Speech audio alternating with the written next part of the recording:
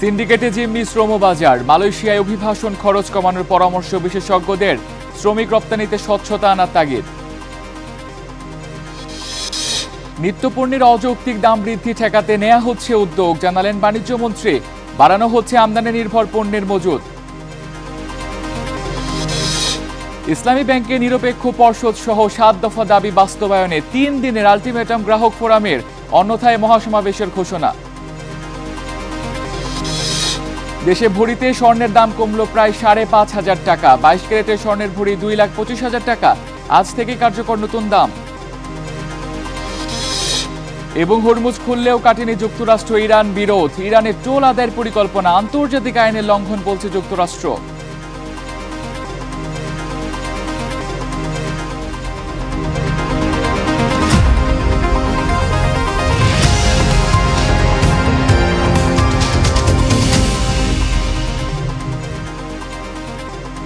স্বাগত। শুরু করছি আজকের স্টার বিজ টুডে। সঙ্গে আছি তামসিদ আহমেদ। শিরোনাম দেখছিলেন, এবারে জানাবো বিস্তারিত খবর। মালয়েশিয়ায় বাংলাদেশিদের অভিবাসন খরচ আশেপাশের দেশগুলোর তুলনায় অনেক বেশি।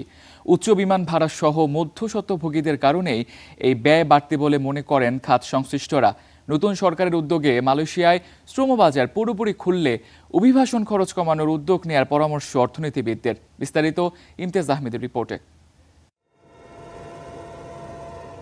1978 সালে তৎকালীন রাষ্ট্রপতি জিয়াউর রহমানের হাত ধরে শুরু হয় মালয়েশিয়ায় বাংলাদেশি কর্মী নিয়োগের পথচলা। সে সময় সরকারি ব্যবস্থাপনায় 23 জন কর্মী যায় দেশটিতে। বর্তমানে মালয়েশিয়ায় বাংলাদেশি শ্রমিক সংখ্যা প্রায় 13 লাখ। তবে গেল 5 দশকে কয়েকবার বন্ধ হয়েছে বাংলাদেশের দ্বিতীয় বৃহত্তম এই জনশক্তি রপ্তানির গন্তব্যটি। আর এর পেছনে দায়ী করা হয় অনিয়ম আর উচ্চ অভিবাসন খরচকে। তথ্য বলছে, নেপাল থেকে একজন শ্রমিকের মালয়েশিয়া যেতে খরচ হয় 80,000 থেকে 1,20,000 টাকা। ইন্দোনেশিয়া থেকে সর্বোচ্চ 2,75,000 টাকা। ফিলিপাইন থেকে 1.5 লাখ টাকা, আর ভারত থেকে সর্বোচ্চ 3 লাখ। কিন্তু বাংলাদেশ থেকে এই খরচ গুনতে হয় অন্তত 5 থেকে 6 লাখ টাকা। বাংলাদেশের এমন উচ্চ ব্যয় প্রসঙ্গে জনশক্তি রপ্তানিকারকদের দাবি, আশেপাশের দেশগুলোর তুলনায় ঢাকা থেকে বিমান ভাড়া অনেক বেশি। এছাড়া রয়েছে সিন্ডিকেটের দৌরাত্ম্য। বিগত 3 বছর যাবৎ আমাদের এই শ্রমবাজার বন্ধ একটা প্রেক্ষাপটে বন্ধ হয়েছিল। এই সমস্যা উত্তরণ ঘটিয়ে এই জনশক্তি রপ্তানির বাজার আবার চালু হবে। এখানে সিন্ডিকেটের যে বিষয়গুলো আছে, ব্যক্তিগতভাবে আমি চাই যে ব্যবসায়ী হিসেবে সকল ব্যবসায়ী ব্যবসা করার সুযোগ পাক। রিসিভিং কান্ট্রি ওদের কি চাওয়া সেটাকেও আমরা অবহেলা করে আমরা কিন্তু শ্রমিক পাঠাতে পারবো না। আমি যদি সুযোগ নাও পাই, তারপরও আমার কথা হচ্ছে যে আমার দেশের শ্রমিক যাচ্ছে কিনা। দ্বিপাক্ষিক সম্পর্ক উন্নয়ন করে সবার মাধ্যমে যদি সকল ব্যবসায়ীকে অংশগ্রহণ করার সুযোগ দেওয়া হয়, আলহামদুলিল্লাহ। অর্থনীতিবিদরা বলছেন, শ্রমিক নিয়োগ প্রক্রিয়ায় স্বচ্ছতা বজায় রাখতে না পারলে কোনোভাবেই অভিবাসন ব্যয় কমানো সম্ভব নয়। বাংলাদেশ থেকে যে যারা শ্রমিক যাচ্ছেন মালয়েশিয়াতে, তো তারা যে ধরনের খরচ করছেন সেটা কিন্তু অন্যান্য দেশের তুলনায় 5-6 গুণ বেশি। প্রাইভেট সেক্টরে যাওয়া মানেই হলো যে এখানে বড় রকমের সমস্যা তৈরি হয়, মাইগ্রেশনের কস্টটা বেড়ে যাওয়া। তো সুতরাং এই জায়গাতে কাজ করতে হবে যাতে কস্ট অফ মাইগ্রেশন এটা কমে যায় এবং ইন্টারন্যাশনালি আমাদের রেপুটেশনটা যাতে বাড়ে। মালয়েশিয়া যে 15টি অনুমোদিত সোর্স কান্ট্রি থেকে সবচেয়ে বেশি শ্রমিক নেয়, এর মধ্যে প্রায় 40% বাংলাদেশ থেকে, 24% ইন্দোনেশিয়া এবং 16% নেপাল থেকে নিয়োগ করা হয়। Imtiaz Ahmed, star news, Dhaka. দর্শক, মধ্যপ্রাচ্যের শ্রমবাজার নিয়ে আজ আমরা বিস্তারিত আলোচনা করব একজন আমন্ত্রিত অতিথির সঙ্গে। সংবাদের পরের অংশে যাচ্ছে অন্য খবরে। দালিয়ানে বৈশ্বিক অর্থনীতির মঞ্চে বাংলাদেশের অবস্থান তুলে ধরার পর এবার চীনের ক্ষমতার কেন্দ্র বেইজিংয়ের পথে প্রধানমন্ত্রী। সামনে বহুল প্রত্যাশিত শি জিনপিং তারেক রহমান শীর্ষ বৈঠক।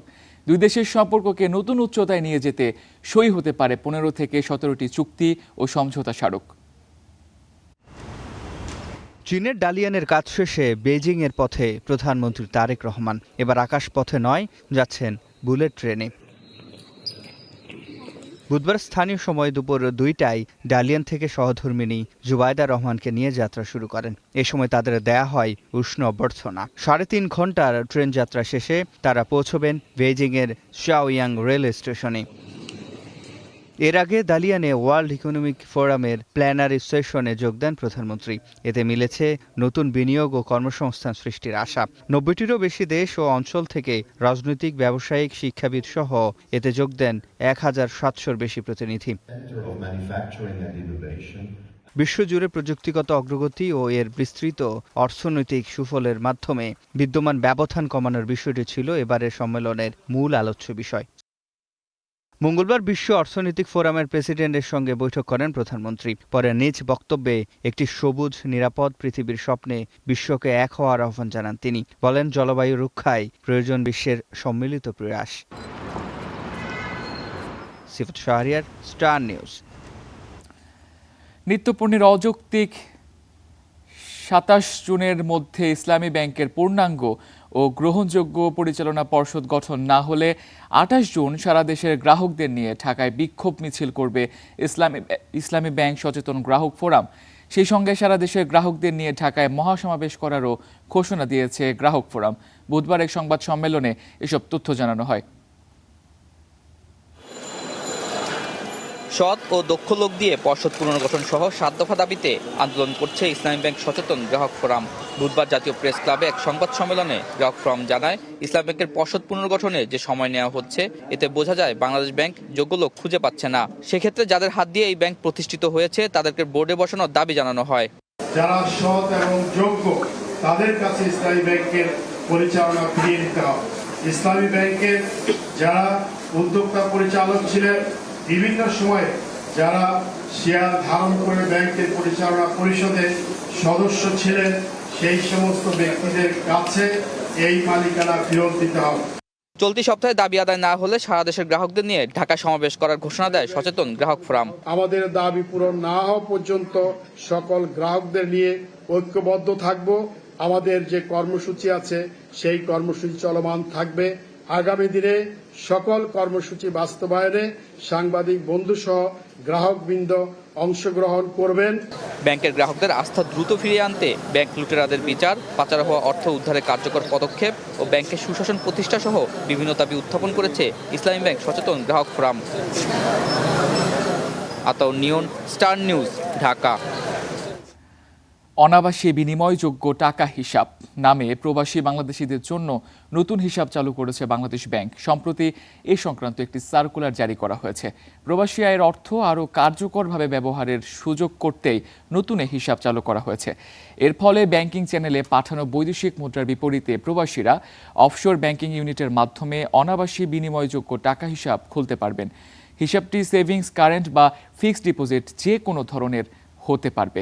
এই হিসাবে অন্য অনাবাসী বিনিময়যোগ্য টাকা হিসাব থেকে স্থানান্তর করা অর্থ, সুদ বা মুনাফা, অনুমোদিত বিনিয়োগ থেকে পাওয়া আয়, শেয়ার সাবস্ক্রিপশনের ফেরত এবং বৈদেশিক মুদ্রা সংক্রান্ত অন্যান্য অনুমোদিত অর্থ জমা রাখা যাবে। এই হিসাবে জমা রাখা টাকা এবং মুনাফা দুটি প্রত্যাবর্ষণ করা যাবে বলে প্রজ্ঞাপনে উল্লেখ করা হয়েছে। পাশাপাশি দেশেও ব্যবহার করা যাবে নতুন এই হিসাবের টাকা।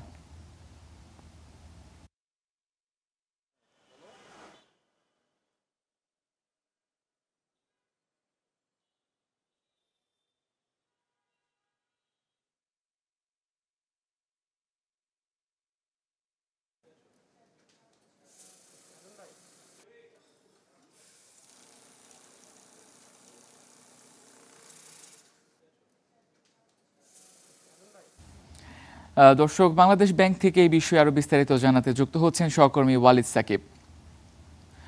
ওয়ালিদ, ইসলামী ব্যাংকের বোর্ড গঠন প্রসঙ্গে কি তথ্য আছে আপনার কাছে?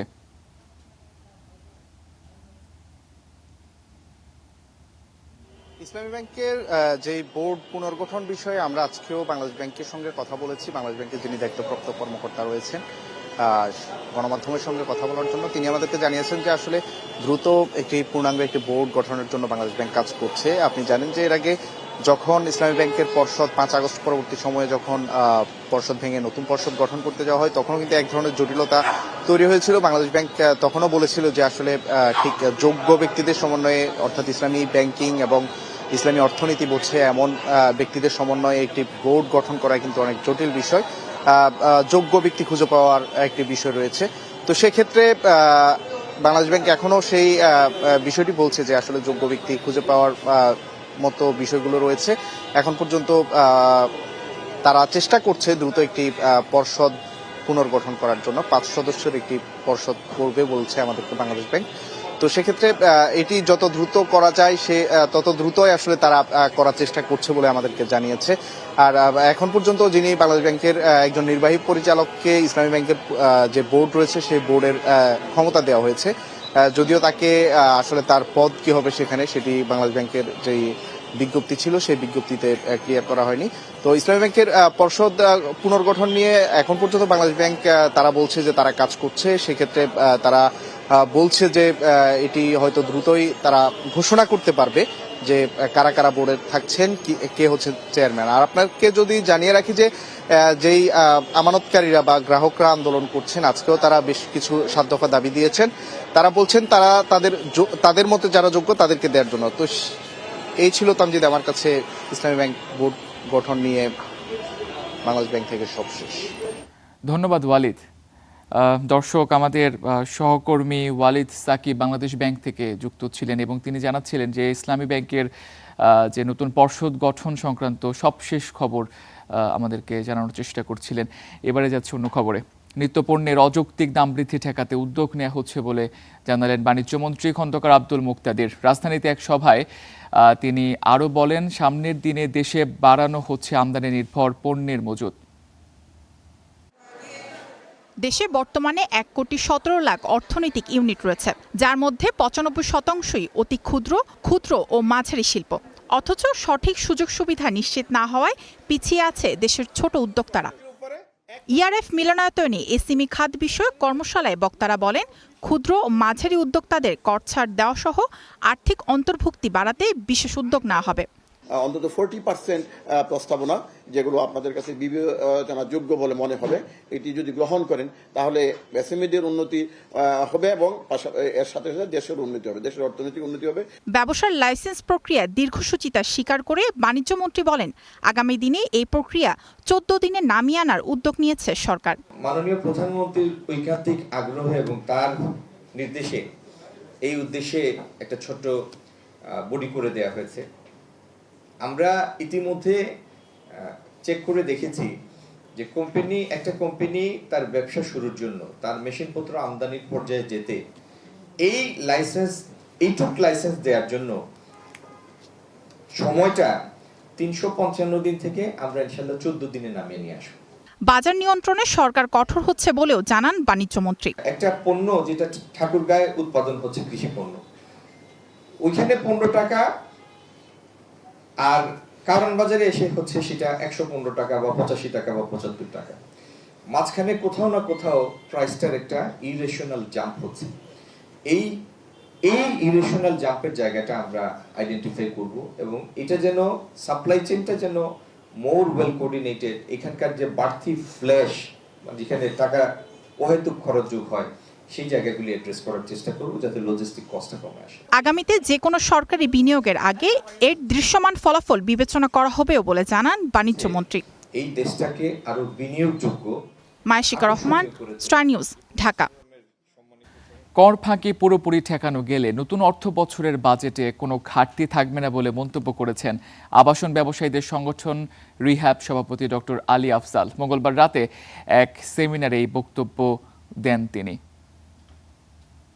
এই ট্যাক্স কালেক্টর যারা আছে চোর বাটপাত দিয়ে ভরা। আমি মাননীয় প্রধানমন্ত্রীকে স্পষ্ট করে বলতে চাই, খালি চুরিটা বন্ধ করেন, চাঁদাবাজি বন্ধ করেন, টেন্ডারবাজি বন্ধ করেন, তাহলে এই বাজেটে যে ঘাটতি দেখানো হচ্ছে, ঘাটতি মানে কি আপনারা তো বুঝছেন তো, যে কিছু কর্মসূচি আছে তার আগে টাকা ধরা হয়েছে, ওই কর্মসূচি একটাও কাটতে হবে না, সব করা কর্মসূচি বাস্তবায়ন হবে, কিন্তু ঘাটতির টাকা দরকার হবে না।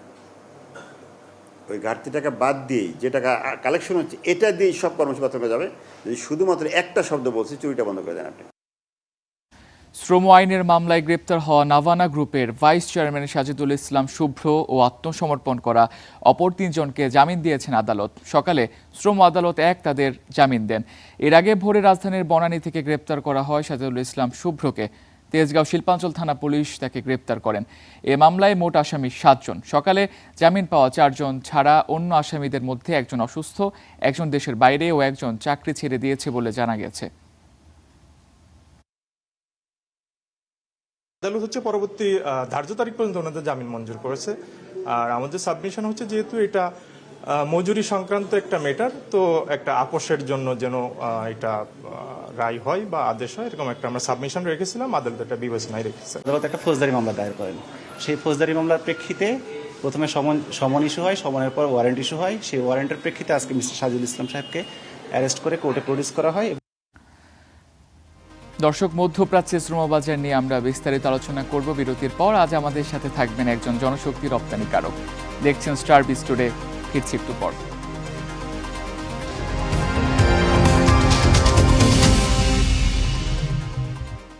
আবারও স্বাগত, দেখছেন স্টার বিজ টুডে। দর্শক, আজ আমরা মধ্যপ্রাচ্যের শ্রমবাজার নিয়ে বিস্তারিত আলোচনা করব। আমাদের সঙ্গে আছেন একজন জনশক্তি রপ্তানিকারক, আছেন ইনস্ট্যান্স ইন্টারন্যাশনাল লিমিটেডের ব্যবস্থাপনা পরিচালক মেজবাউদ্দিন সাইদ। আপনাকে স্বাগত। আপনাকে ধন্যবাদ। প্রথমেই যে প্রসঙ্গে আসতে চাই, যেহেতু প্রধানমন্ত্রী মালয়েশিয়া সফর করলেন সম্প্রতি, সেখানে বাংলাদেশের বলা যায় দ্বিতীয় বৃহত্তম শ্রমবাজার মালয়েশিয়া, কিন্তু 2008 থেকে 2024 নাগাদ এই সময়ের মধ্যে 5 বার মালয়েশিয়াতে শ্রমবাজার বন্ধ করা হয়েছিল বাংলাদেশে। বিভিন্ন অভিযোগ আছে, সিন্ডিকেট, অস্বচ্ছ নিয়োগ প্রক্রিয়া, দুর্নীতি এবং অতিরিক্ত অভিবাসন ব্যয়, সব মিলিয়ে বলা যায় একটা অনিয়মের ছাপ কিন্তু এই জায়গাতে অভিযোগ সবসময় ছিল। তো এখনও মালয়েশিয়াতে অনেক অংশেই দুর্নীতি দেখা যায়, এদিক থেকেও মালয়েশিয়াতেও। তো এখন প্রশ্ন হচ্ছে যে এই জায়গাতে আপনাদের দায় কতটুকু? ধন্যবাদ আপনাকে, আপনার মাধ্যমে দর্শকদেরকে। মালয়েশিয়ার শ্রমবাজার নিয়ে আসলে আমাদের মধ্যে এক ধরনের অনেক অস্বচ্ছতা অথবা অনেকেই মনে করেন সেটা, কিন্তু এক্ষেত্রে আমাদের দায় কতটুকু, বাংলাদেশ সরকারের দায় কতটুকু, অথবা আমাদের শ্রমবাজারে যারা আছেন রিক্রুটিং লাইসেন্সের মালিকেরা কতটুকু দায়ী, সেটা আসলে কেউ ওভাবে খতিয়ে দেখে না। এখানে মালয়েশিয়ারও কিছু অন্যান্য মিডল ইস্টে যেভাবে জনশক্তি রপ্তানিতে একটা প্রক্রিয়াধীন এক সিস্টেমে চলে, মালয়েশিয়া কিন্তু ভিন্ন একটু এতে চলে। মালয়েশিয়া একটা নির্দিষ্ট ক্যাটাগরিক্যালি টাইম দিয়ে দেয়, এতদিনের মধ্যে আমরা এত জনশক্তি আমরা আনবো। এখানে টাইম শেষ হওয়ার সাথে সাথে তাদের জনশক্তি রপ্তানি বন্ধ হয়ে যায় স্বাভাবিকভাবেই। এরপরে আবার তারা নতুন করে নেয়ার জন্য প্রক্রিয়া করার পরে আবার একটা নির্দিষ্ট সময় দিয়ে দেয়, যার কারণে অনেকে মনে করে যে মালয়েশিয়ার শ্রমবাজার বন্ধ। আসলে এটা মালয়েশিয়ার পার্ট থেকে বন্ধ, এটা আমাদের কোনো অস্বচ্ছতার কারণে, আমাদের কোনো দুর্নীতির কারণে, আমাদের কোনো অব্যবস্থাপনার কারণে বন্ধ, বিষয়টা এরকম না। এটা কি শুধু বাংলাদেশের জন্য বন্ধ হয় নাকি না, অন্যান্য দেশ থেকে যারা যায় সবার জন্য বন্ধ থাকে ওই নির্দিষ্ট সময়টা?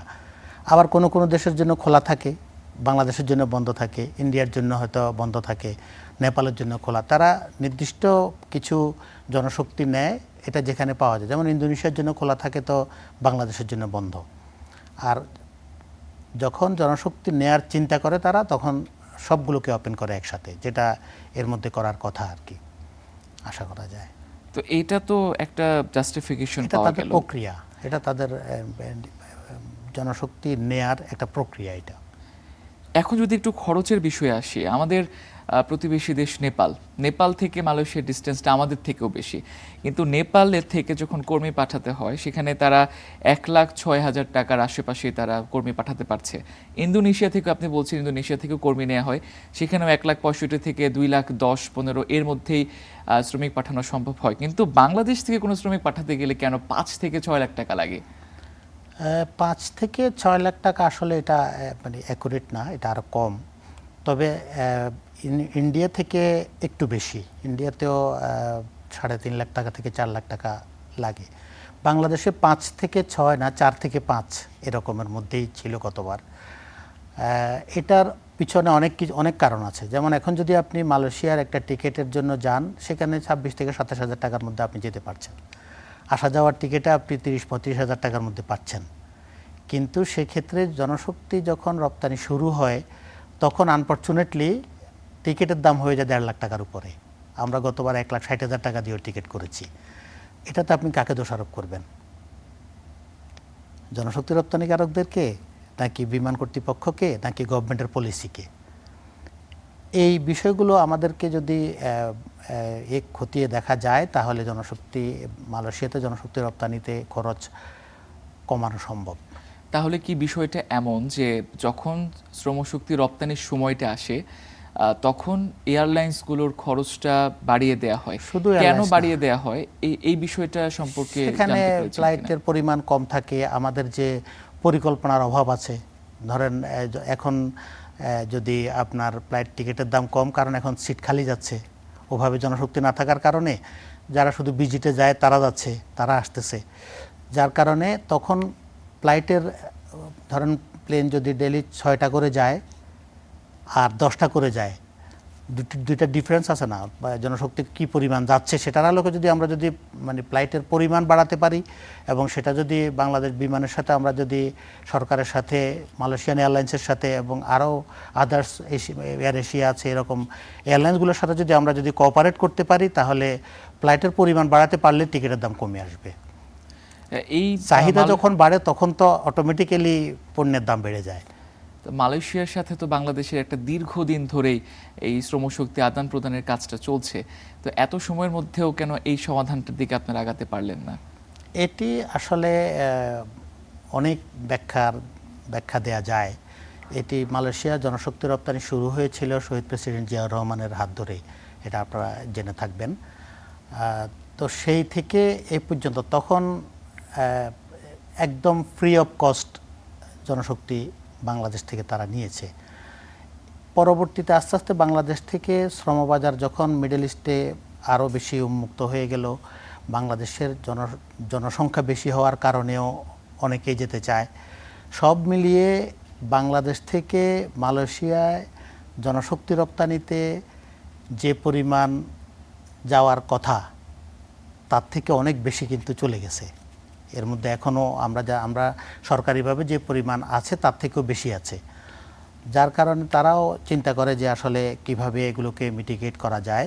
এজন্য হয়তো কিছুটা প্রবলেম তৈরি হয় আর কি, আদারওয়াইজ অন্য কোনো কারণ নাই বাংলাদেশ থেকে মালয়েশিয়া জনশক্তি না নেওয়ার। কারণ বাংলাদেশের শ্রমিকেরা মালয়েশিয়াতে অন্য সব দেশের জনশক্তির থেকে অনেক বেশি তারা পছন্দনীয়। ওয়ার্কার এদের কাছে, মালিকদের কাছে ওয়ার্কার হিসেবে বাংলাদেশের জনশক্তি সবচেয়ে বেশি পছন্দনীয়। মানে আপনার মতে হচ্ছে বাংলাদেশ থেকে যে পরিমাণ কর্মী মালয়েশিয়াতে যাওয়ার কথা ছিল তার থেকেও বেশি পরিমাণে কর্মী সেখানে কর্মরত আছে। কিছু তো অবৈধ আছেই।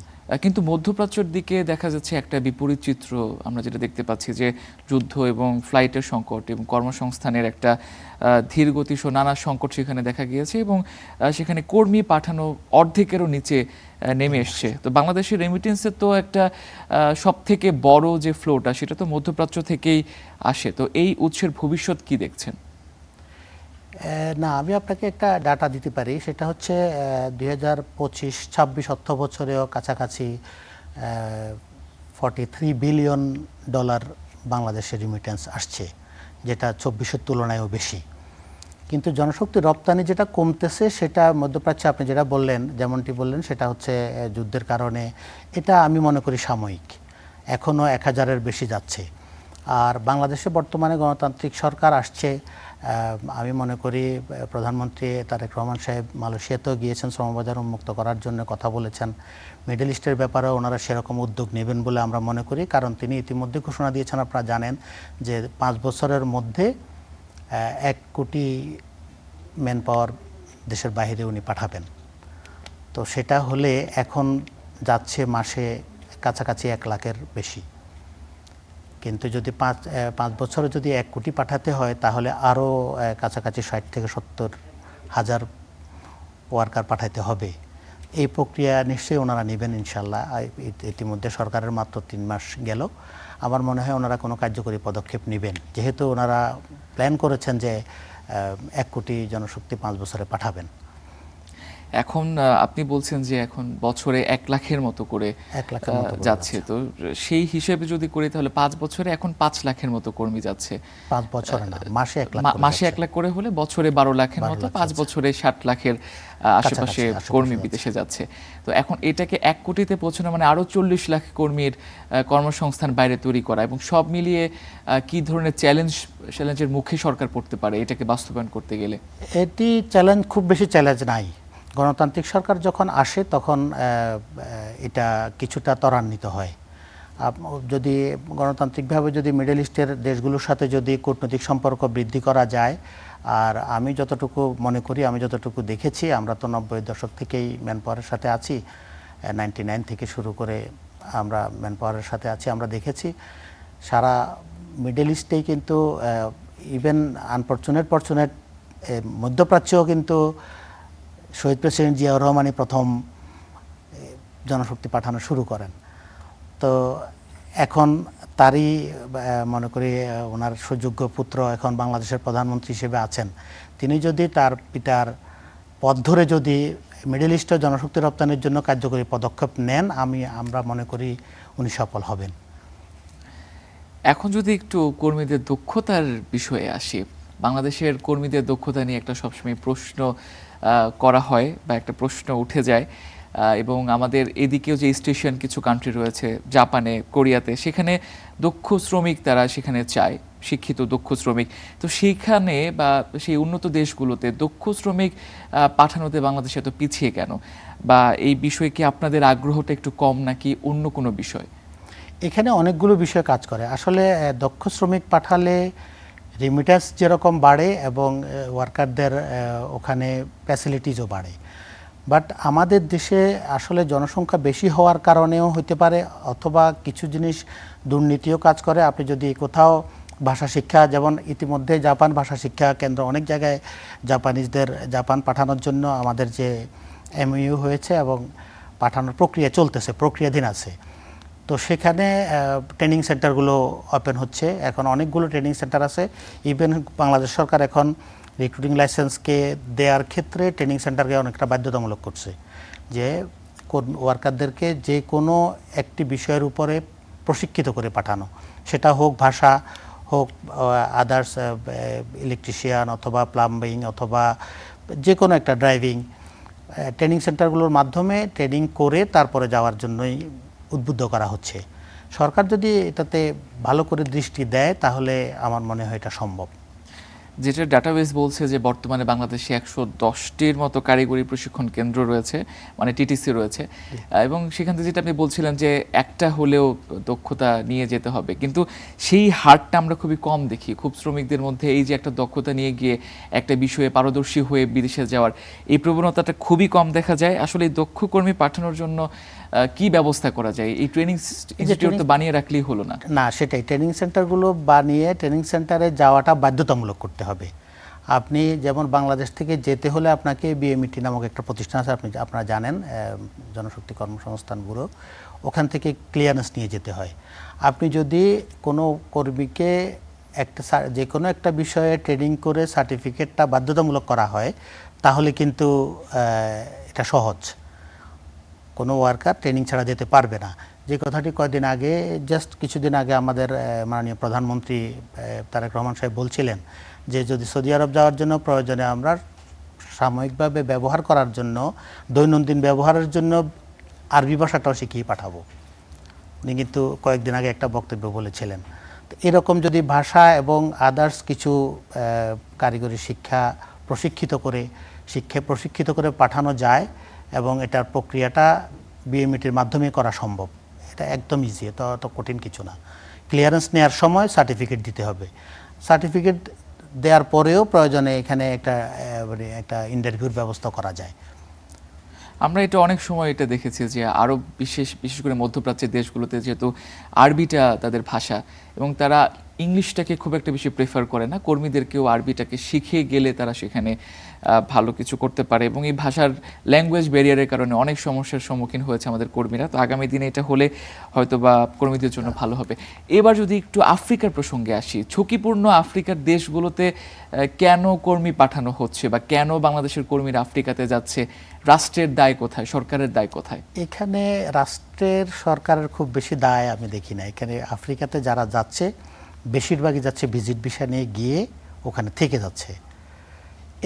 এটাকে আপনি বাংলাদেশের আমাদের অনেক ভুল বলেন অথবা যাই বলেন, আমাদের কর্মসংস্থানের অভাব বলতে পারেন, তারপরে অসহায়ত্ব বলতে পারেন। অনেক ফ্যামিলি আছে যারা মানে তাদের ছেলেপেলেদেরকে কোনোভাবেই কোনো কর্মসংস্থান করতে পারছে না, যে কোনোভাবে, আপনারা মাঝে মধ্যে দেখেন যে ইউরোপে যাওয়ার সময় বোটে করে যাচ্ছে, ঠিক এই কারণগুলো তৈরি হয় আসলে অনেকটা হতাশা থেকে।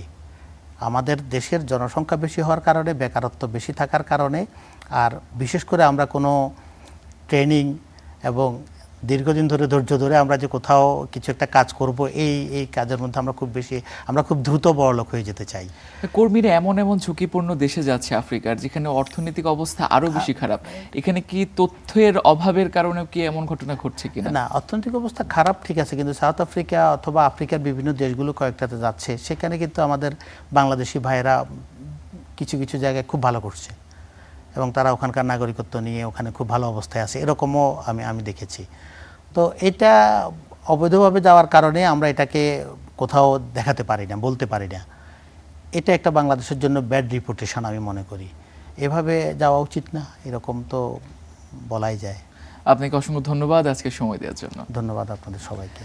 দর্শক, আজকে আমরা মধ্যপ্রাচ্য শ্রমবাজার পাশাপাশি বাংলাদেশ থেকে আরও যে দেশগুলোতে আমরা শ্রমিক পাঠিয়ে থাকি সেসব বিষয়ে আমরা বিস্তারিত আলোচনা করছিলাম।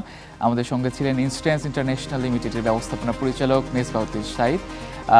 সার্ভিস ট্যুরের এই পর্যায়ে নিচ্ছি ছোট্ট একটি বিরতি, সঙ্গেই থাকুন।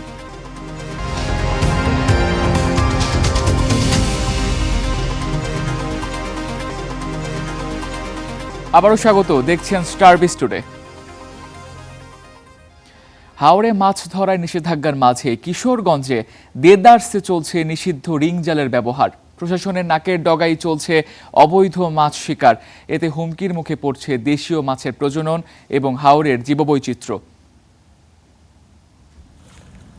এটি চায়না দুয়ারি বা রিং জাল, ব্যবহার নিষিদ্ধ, অথচ সেই জালেই কিশোরগঞ্জের হাওরে চলছে মাছ শিকার। শুধু চায়না দুয়ারি নয়, নিষিদ্ধ আরও অনেক জালের ছড়াছড়ি নিকলিতে। হাওর পাড়ে প্রকাশ্যে কেউ কেউ জাল বুনছেন, ইচ্ছে মতো ধরছেন মাছ, বিক্রি করছেন হাটে। চৈত্রিক মাস থেকে জ্যৈষ্ঠ আষাঢ় মাস পর্যন্ত বন্ধ থাকুক, যাতে ডিমলা মাছগুলা, পোনা মাছগুলা ওই জালে ঢুইকা আমাদের দেশের মাছ কমায় দিতেছে। মিউজিক জাল দিয়ে আপনার যে ফাতলে, এটা এই জাল দিয়ে আপনার ছোট ছোট মাছগুলা সব মাছ এটা মধ্যে ধরা গেছে। আগে যে মাছ পাইতাম, এই যে বল, চিংড়ি, বল, এই যে কাটা মাছ, গুলশা মাছ, ট্যাংরা মাছ, এইগুলা মাছ অনেক দিন কমে যাইতেছে, এগুলা মাছ পাওয়া যায় না। হাওরে মাছ শিকারে প্রথমবারের মতো দেয়া হয়েছে বিধিনিষেধ, তবে তা মানছেন না কেউ। তার উপর নিষিদ্ধ জালের ব্যবহার, এতে সব ধরনের মাছের পোনা, রেণু ও জলজ প্রাণী ধ্বংস হচ্ছে। নিষেধাজ্ঞার সুফল পাওয়া নিয়েও উঠেছে প্রশ্ন। চায়না দুয়ারি জাল যেটা, এই দুয়ারি জালের মাধ্যমে শুধু মাছ নয়, মাছের পাশাপাশি সমস্ত জলজ প্রাণী, বিশেষ করে কাঁকড়া, ব্যাঙ, সাপ, এগুলো ধরা পড়তেছে, যেটা হাওরের জীববৈচিত্র্যের জন্য বেশ হুমকি স্বরূপ এই বিষয়টা। স্থানীয় মৎস্য বিভাগের দাবি, জনবল সংকটে হিমশিম খাচ্ছেন তারা। তবুও অবৈধ জলের ব্যবহার বন্ধে নিয়মিত অভিযান চলছে। যেহেতু হাওরের ভাস্ট এরিয়া, ব্যাপক এরিয়া, আমরা একদিক দিয়ে অভিযান পরিচালনা করি, আরেক দিক দিয়ে জনগণের অসচেতনতার কারণে বা আইন অমান্য করার কারণে আরেক দিক দিয়ে হয়তো তারা এই কার্যক্রম পরিচালনা করে থাকে। আমরা আমাদের সাধ্যমতো চেষ্টা করতেছি। পাশাপাশি সচেতনতামূলক কার্যক্রম চলছে বলেও জানিয়েছে মৎস্য বিভাগ। Desk report, star news. দেশের বাজারে ভরিতে ৫,৪৮১ টাকা কমেছে স্বর্ণের দাম। নতুন দাম অনুযায়ী ২২ ক্যারেটের ১ ভরি স্বর্ণ বিক্রি হচ্ছে ২,২৫,২৯০ টাকায়। ২১ ক্যারেটের ১ ভরি স্বর্ণের দাম ২,১৫,১৪২ টাকা। এছাড়া ১৮ ক্যারেটের প্রতি ভরি স্বর্ণের দাম ১,৮৪,৭৫৭ টাকা এবং সনাতন পদ্ধতির প্রতি ভরি স্বর্ণ বিক্রি হচ্ছে ১,৫০,৯৩২ টাকায়। বুধবার স্বর্ণের নতুন দাম সমন্বয় করেছে বাংলাদেশ জুয়েলার্স সমিতি বাজুস। আর আন্তর্জাতিক বাজারে আজ ১ আউন্স স্বর্ণ বিক্রি হচ্ছে $৪,০৮০ উপরে। চীনা সামরিক প্রতিষ্ঠান হিসেবে তালিকাভুক্ত করায় মার্কিন প্রতিরক্ষা বিভাগের বিরুদ্ধে মামলা করেছে চীনা ই কমার্স জায়ান্ট আলিবাবা। মঙ্গলবার ক্যালিফোর্নিয়ার স্যান হোজের একটি আদালতে দায়ের করা হয় মামলাটি। আদালতে দাখিল করা আবেদনে আলিবাবা দাবি করেছে তাদের সাথে চীনা সামরিক বাহিনীর কোনো সম্পর্ক নেই। তাদের ভাষ্য, আলিবাবা একটি স্বাধীন পরিচালনা পর্ষদের মাধ্যমে পরিচালিত হয় এবং বোর্ডের কোনো সদস্যেরই সামরিক সংশ্লিষ্টতা নেই। গেল ৮ জুন আলিবাবাকে চীনা সামরিক বাহিনীকে সহায়তাকারী প্রতিষ্ঠান হিসেবে তালিকাভুক্ত করে পেন্টাগন। আলিবাবা সহ আরও ২ চীনা প্রতিষ্ঠান, BYD এবং বাইডুর নামও রয়েছে ওই তালিকায়। বর্তমানে পেন্টাগনের চীনা সামরিক কোম্পানি তালিকায় 188টি প্রতিষ্ঠান রয়েছে, যা 2025 সালে ছিল 134টি। নতুন বিধান অনুযায়ী আগামী 30 জুন থেকে তালিকাভুক্ত কোম্পানিগুলো যুক্তরাষ্ট্রের প্রতিরক্ষা দপ্তরকে কোনো পণ্য, সেবা বা প্রযুক্তি সরবরাহ করতে পারবে না।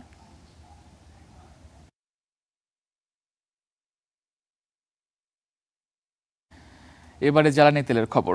আজ বিশ্ববাজারে অপরিশোধিত তেল ব্যারেল প্রতি বিক্রি হচ্ছে $76। মার্কিন ওয়েস্ট টেক্সাস ইন্টারমিডিয়েট বিক্রি হচ্ছে প্রতি ব্যারেল $72।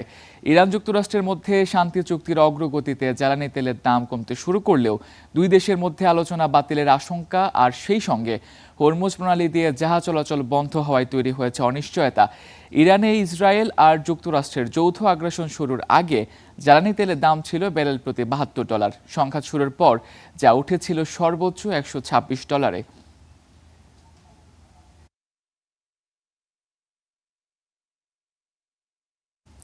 খুলে দেওয়া হলেও হরমুজ প্রণালী দিয়ে এখনও কাটেনি যুক্তরাষ্ট্র ইরান বিরোধ। গুরুত্বপূর্ণ এই জলপথ দিয়ে যাতায়াতের জন্য ইরানের টোল আদায়ের পরিকল্পনাকে আন্তর্জাতিক আইনের লঙ্ঘন বলছে যুক্তরাষ্ট্র। অমীমাংসিত ইরানের পরমাণু কর্মসূচিও। মার্কিন প্রেসিডেন্টের দাবি, সামরিক অস্ত্র অর্জন না করার ব্যাপারে সম্মত হয়েছে ইরান। তবে ইরানি প্রেসিডেন্ট সাফ জানিয়ে দিয়েছে, প্রতিরক্ষা সক্ষমতা নিয়ে কোনো দর কষাকষিতে তেহরান রাজি নয়। হরমুজ প্রণালী গেল 4 মাস যুক্তরাষ্ট্রের বিরুদ্ধে যুদ্ধে ইরানের সবচেয়ে শক্তিশালী অস্ত্র ছিল মাত্র 167 কিলোমিটার দীর্ঘ এই জলপথ। গেল রবি ও সোমবার সুইজারল্যান্ডের বৈঠকে এ বিষয়ে একটি সমঝোতায় পৌঁছায় দুপক্ষ। সোমবার অন্তত 36টি বাণিজ্যিক জাহাজ হরমুজ অতিক্রম করেছে, যা যুদ্ধ শুরুর পর একদিনে সর্বোচ্চ। মঙ্গলবার আরও 2টি সুপার ট্যাঙ্কার জলপথটি পাড়ি দেয়। এরই মধ্যে সেখানে আটকে থাকা 11,000 নাবিককে সরিয়ে নিতে শুরু করেছে জাতিসংঘ। তবে এই পথের ব্যবস্থাপনা নিয়ে এখনও জলঘোলা হচ্ছে। নতুন করে শুরু হয়েছে বিতর্ক। ইরান ও ওমান ভবিষ্যতে জলপথটির ব্যবস্থাপনা নিয়ে যৌথভাবে কাজ করার কথা বললেও মার্কিন পররাষ্ট্রমন্ত্রী মার্কো রুবিও বলছেন, আন্তর্জাতিক জলপথে কোনো দেশ টোল বা ফি আদায় করতে পারে না। এটি একটি আন্তর্জাতিক জলপথ। আন্তর্জাতিক আইনে কোনো দেশ এখানে টোল বা ফি আরোপ করতে পারে না। আরও একটি অমীমাংসিত ইস্যু ইরানের পারমাণবিক কার্যক্রম। মার্কিন প্রেসিডেন্ট ডোনাল্ড ট্রাম্পের দাবি, আন্তর্জাতিক পরমাণু শক্তি সংস্থা IAEA সময় মতো পারমাণবিক কার্যক্রম পর্যবেক্ষণ করতে ইরানে যাবে। ইরান পারমাণবিক অস্ত্র না বানাতে রাজি হয়েছে, এমনটাও বলছেন তিনি। ইরানের সঙ্গে আমরা ঐতিহাসিক একটি শান্তি সমঝোতায় পৌঁছেছি। গতকাল হরমুজ দিয়ে 1,90,00,000 ব্যারেলেরও বেশি তেল পরিবহন হয়েছে। সবচেয়ে গুরুত্বপূর্ণ বিষয় হলো, ইরান কখনোই পারমাণবিক অস্ত্র পাবে না এবং তারা এতে সম্মত হয়েছে। এদিকে পাকিস্তান সফরে গিয়ে ইরানের প্রেসিডেন্ট মাসুদ পেজিশকিয়ান বলেছেন, ক্ষেপণাস্ত্র কর্মসূচি কোনো সমঝোতা স্মারকের অংশ নয়। আত্মরক্ষা সক্ষমতা না থাকলে ইরানও গাজার মতো পরিস্থিতির মুখোমুখি হতো। তাই প্রতিরক্ষা সক্ষমতা নিয়ে আমরা কারো সঙ্গে আলোচনা করব না।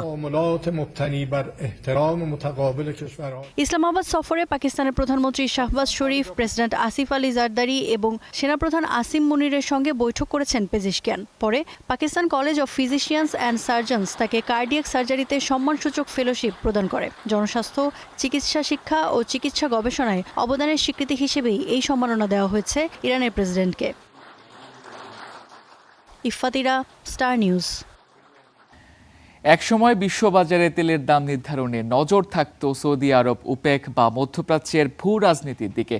এখন সেই তালিকায় নতুন করে যুক্ত হয়েছে চীন। কারণ বাজারে অতিরিক্ত তেল এলে সেটি কিনে নেয়ার মতো সক্ষমতা যেমন চীনের আছে, তেমনই চাহিদা কমিয়ে দামের উপর চাপ তৈরির সক্ষমতা রয়েছে দেশটির।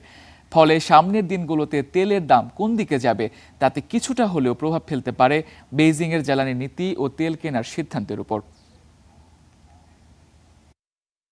ভবিষ্যতে তেলের দাম বাড়বে না কমবে তা নিয়ন্ত্রণ করবে বিশ্বের অন্যতম তেল আমদানিকারক দেশ চীন। এমনটাই উঠে এসেছে আন্তর্জাতিক সংবাদ মাধ্যম CNN এর এক প্রতিবেদনে। ইরান যুদ্ধের কারণে বিশ্ববাজারে তেলের দাম বাড়তে শুরু করলে চীন বিভিন্ন কৌশলে পরিস্থিতি সামাল দিয়ে এসেছে। তেল আমদানি কমানোর পাশাপাশি মজুদ তেল ব্যবহার, IEA এর সদস্য দেশ না হয়েও বিশাল জ্বালানি তেলের মজুদ ও পরিচ্ছন্ন জ্বালানির মাধ্যমে দেশটি বিশ্ববাজারে তেলের দাম বাড়া কমাতে ব্যাপক প্রভাব ফেলেছে। জ্বালানি বিশ্লেষকদের হিসাব অনুযায়ী চীন প্রতিদিন প্রায় ৩০ লাখ ব্যারেল তেল আমদানি কমিয়েছে। এই পরিমাণ তেল অনেক দেশের মোট দৈনিক ব্যবহারের চেয়েও বেশি। ফলে যুদ্ধের কারণে সরবরাহ কমলেও চাহিদাও কমে যাওয়ায় বাজারে বড় ধরনের ভারসাম্যহীনতা তৈরি হয়নি। চীনের হাতে থাকা বিপুল তেল মজুতও বাজার স্থিতিশীল রাখতে গুরুত্বপূর্ণ ভূমিকা রাখছে। গত কয়েক বছরে তুলনামূলক কম দামে রাশিয়া ও ইরান থেকে তেল কিনে দেশটি নিজেদের কৌশলগত ও বাণিজ্যিক মজুত বাড়িয়েছে। বিশ্লেষকদের ধারণা, বর্তমানে চীনের মজুতে ১০০ কোটিরও বেশি ব্যারেল তেল রয়েছে। তেলের বাজারে চীনের আরেকটি বড় প্রভাব এসেছে বৈদ্যুতিক গাড়ির ব্যবহার বাড়ায়। দেশটিতে নতুন বিক্রি হওয়া ব্যক্তিগত গাড়ির প্রায় অর্ধেকই এখন নবায়নযোগ্য জ্বালানি চালিত গাড়ি। এর ফলে গত বছর চীনে প্রতিদিন প্রায় ১০ লাখ ব্যারেল তেলের ব্যবহার কমেছে। বিশ্লেষকদের মতে আগামী দিনে তেলের বাজারের ভারসাম্য ফেরানোর ক্ষমতা সবচেয়ে বেশি চীনের হাতেই রয়েছে, কারণ অতিরিক্ত সরবরাহের বাজারে সবচেয়ে বড় ক্রেতা চীন। আবার চাহিদা কমিয়ে দামের উপর চাপ তৈরির ক্ষমতাও রয়েছে দেশটির। সেই পরিস্থিতিতে সবচেয়ে গুরুত্বপূর্ণ প্রশ্ন হবে, চীন কি করবে? দেশটিকে অতিরিক্ত তেল কিনে নিজেদের মজুত আরও বাড়াবে, নাকি পরিচ্ছন্ন জ্বালানির দিকে ঝুঁকে তেলের চাহিদা কমিয়েই রাখবে? Roksana Rimi, star news. বিশ্ব রাজনীতির এক বড় সমীকরণ মেলাতে শুরু করেছে নয়াদিল্লি। একদিকে মার্কিন ইরান ঐতিহাসিক সমঝোতায় বিশ্ব অর্থনীতিতে সুখবর দেখছে ভারত, অন্যদিকে লাদাখ সংকটের পর এই প্রথম চীনের সাথে সম্পর্কের বরফ গলতে শুরু করার স্পষ্ট ইঙ্গিত মিলল। দিল্লিতে চলমান ব্রিক্স নিরাপত্তা উপদেষ্টাদের উচ্চ পর্যায়ের বৈঠকে এই বার্তা দিলেন ভারতের জাতীয় নিরাপত্তা উপদেষ্টা অজিত ডোভাল। বৈঠকে যোগ দিয়েছেন চীনা পররাষ্ট্রমন্ত্রী ওয়াং ই। ভূ রাজনৈতিক অস্থিরতার মাঝেই নয়াদিল্লিতে বসছে ব্রিক্সের ২ দিনব্যাপী নিরাপত্তা সম্মেলন। এবারের আয়োজক ও সভাপতি ভারত। এই মঞ্চ থেকেই মার্কিন ইরান সমঝোতা চুক্তি নিয়ে ভারতের কৌশলগত অবস্থান স্পষ্ট করলেন অভিজিৎ ডোভাল। নয়াদিল্লি মনে করছে এই চুক্তির সবচেয়ে বড় সুফল মিলবে হরমুজ প্রণালী উন্মুক্ত হওয়ার মাধ্যমে। ডোভালের মতে, আন্তর্জাতিক এই জলপথের নিরাপত্তা নিশ্চিত হলে ভারতের মতো উন্নয়নশীল দেশগুলোর জ্বালানি নিরাপত্তা নিশ্চিতের পাশাপাশি বিশ্বজুড়ে সার ও কেমিক্যালের সংকটও কেটে যাবে। বিশ্বের এই অশান্ত ও পরিবর্তনশীল পরিস্থিতিতে যেখানে সংঘাত মেটানোর প্রচলিত পথগুলো অকার্যকর হয়ে পড়েছে, সেখানে ব্রিক্স জোটের একটি বিশেষ ভূমিকা রয়েছে। আমরা যুক্তরাষ্ট্র ও ইরানের মধ্যকার সমঝোতাকে স্বাগত জানাই। আমরা সতর্কভাবে আশাবাদী যে এটি সফল হবে। হরমুজ প্রণালীর উন্মুক্ত হওয়া একটি দারুণ খবর, যা সরবরাহ ব্যবস্থার জটিলতা কমাবে এবং সার ও রাসায়নিকের ঘাটতি পূরণ করবে। এটি সবার অর্থনৈতিক সমৃদ্ধি নিশ্চিত করবে। তবে এই সম্মেলনের সবচেয়ে বড় চমক ছিল ভারত চীন দ্বিপাক্ষিক বৈঠক। সম্মেলনের ফাঁকেই চীনের পররাষ্ট্রমন্ত্রী ওয়াং ইর সাথে দীর্ঘ বৈঠক করেন অজিত ডোভাল। ভারতের পররাষ্ট্র মন্ত্রণালয়ের এই আলোচনাকে গঠনমূলক এবং দূরদর্শী বলে আখ্যা দিয়েছে। গালওয়ান উপত্যকার সীমান্ত সংঘাতের পর ২ দেশের সম্পর্ককে পুনরায় স্বাভাবিক করার লক্ষ্যে এটি একটি বড় অগ্রগতি বলে মনে করছে কূটনৈতিক মহল।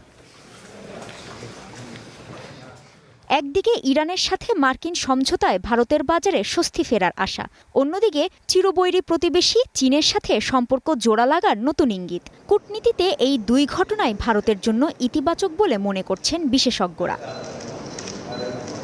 কাজী শাহরিন, স্টার নিউজ। এ ছিল স্টার বিস্টুরে। এতক্ষণ সঙ্গে থাকার জন্য ধন্যবাদ।